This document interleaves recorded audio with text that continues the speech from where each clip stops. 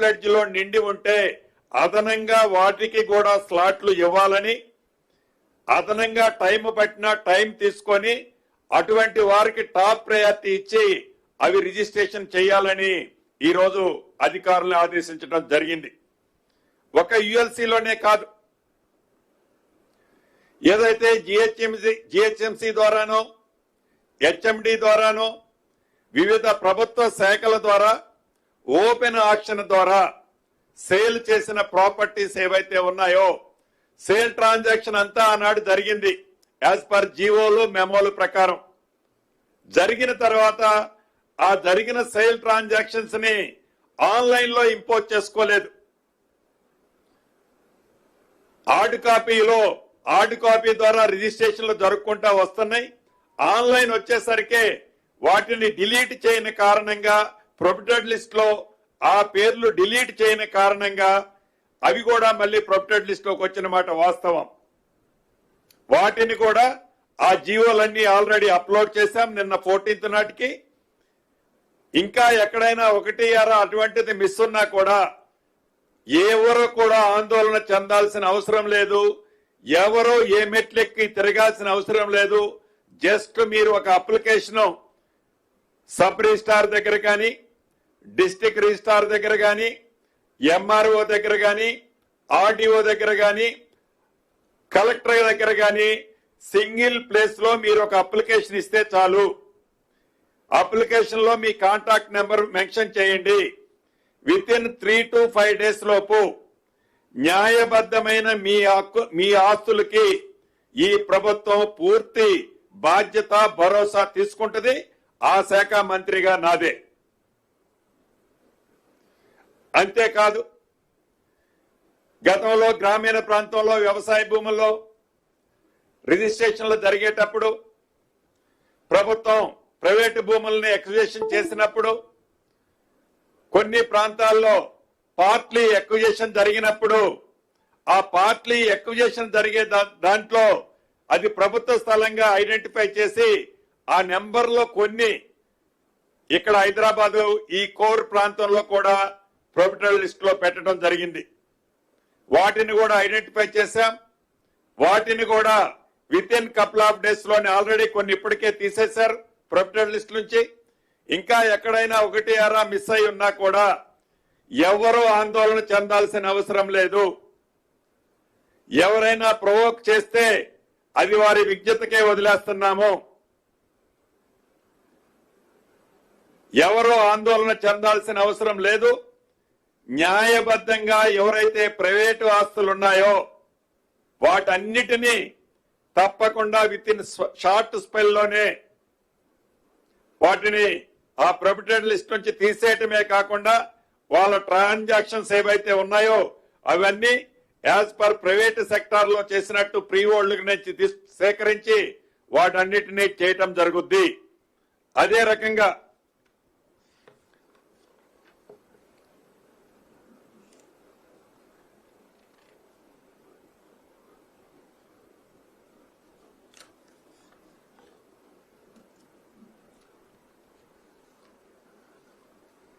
ఉదాహరణకి ఇంకొకటి కూడా మీకు చెప్తాను. రంగారెడ్డి జిల్లాలో ఒక 12 ఎకరాల ల్యాండ్ ఉంది. ఈ 12 ఎకరాల ల్యాండ్ ఆసామి ఒక 2 ఎకరాల భూదానం అని ఇచ్చాడు. ఈ భూదానం ఇచ్చిన ల్యాండ్ ఎటు పక్క ఉండదో తెలియదు. ఆ సర్వే నెంబర్ మెన్షన్ చేశాడు. సింపుల్ గా ఇది భూదాన ల్యాండ్ అని చెప్పాడు. ఆ సర్వే నెంబర్ 12 ఎకరాలు ఉంది. ఈ అధికారులు గాని ఫిజికల్ లో ప్రాపర్ గా వెరిఫై చేసి ఉండి 2 ఎకరాలే మనం ప్రొహిబిటెడ్ లిస్ట్ లో పెట్టాలి. అలా కాకుండా ఈ 12 ఎకరాలు కూడా ప్రొహిబిటెడ్ లిస్ట్ లో పెట్టడం జరిగింది.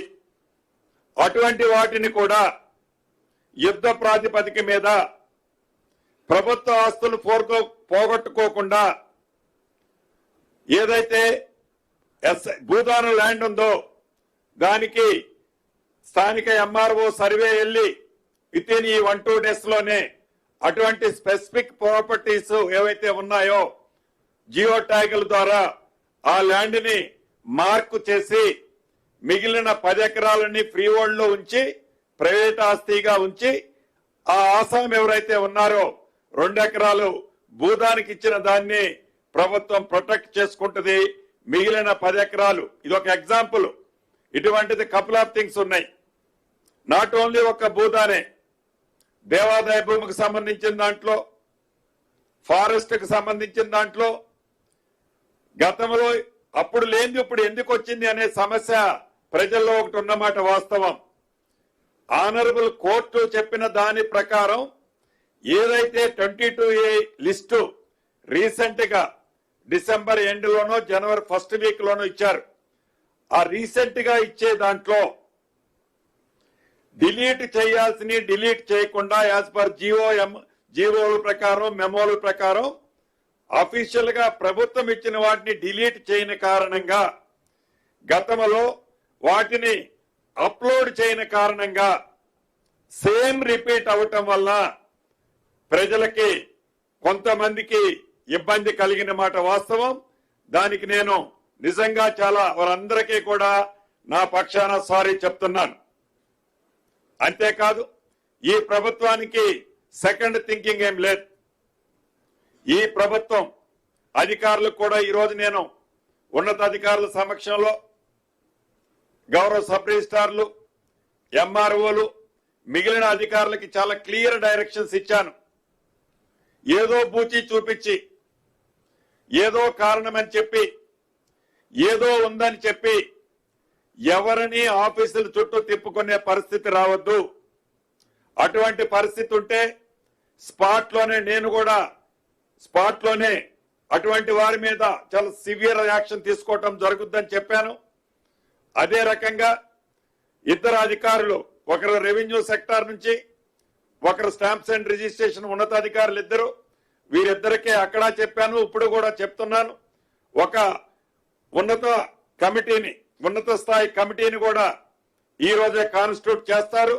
ఎవ్రీ వీక్ ఈ కమిటీ ఏవైతే ఈ సమస్యలు వస్తున్నాయో కేస్ బై కేస్ జెన్యూన్ ఉన్న కేసుని అక్రాస్ ది టేబుల్ పరిష్కరించే విధంగా, ఆదేశాలు ఇచ్చే విధంగా వీరిద్దరికి ఇప్పుడే నేను ఆర్డర్ వేశాను. అదే రకంగా టోల్ ఫ్రీ నెంబర్ కూడా ఒకటి మీ ద్వారా ఎవరైతే ఈ నిషేధిత జాబితాలో ఉన్నారని, అభద్రతకు లోను కావద్దని చెప్పటం కోసం ఒక టోల్ ఫ్రీ నెంబర్ ని కూడా మీ ద్వారా వారికి తెలియజేస్తున్నాను. కంప్లైంట్స్ ఏవైనా ఉంటే రాతపూర్వకంగా ఇచ్చినా పర్వాలేదు, ఈ టోల్ ఫ్రీ నెంబర్ కమ్యూనికేట్ చేసినా మళ్ళీ మా పక్షానే డిపార్ట్మెంట్ సైడ్ నుంచే వారికి కమ్యూనికేషన్ కూడా వస్తుంది. 8518 ఉండదు అనుకుంటా, ఉంటుందా? 11 డిజిట్స్. 18005 టోల్ ఫ్రీ నెంబర్ అండి. 18005 994788. మళ్ళా రిపీట్ చేస్తున్నాను, 18005 994788. ఇది టోల్ ఫ్రీ నెంబరు. ఎవరైతే న్యాయబద్ధంగా వారి కష్టార్జితంతో సంపాదించుకున్న ఆస్తులున్నాయో, నేను కూడా చూశాను, కొంతమంది మీడియా మిత్రులు చెప్పి రాసిన దాన్ని చూశాను.